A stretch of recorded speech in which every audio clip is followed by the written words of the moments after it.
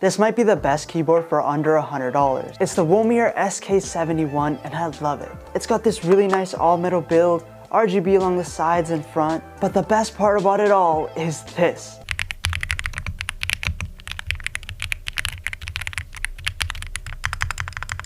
It sounds so creamy and it's so satisfying to type on. And it's all thanks to the hot swappable but pre-lubed Otemu white switches. It sounds and feels amazing, and along with all the other good things it does, it's definitely worth it. Even though $100 is not cheap, to get a keyboard like this will cost you well over that price. With all that, you should definitely follow for my full review, which I'll post here.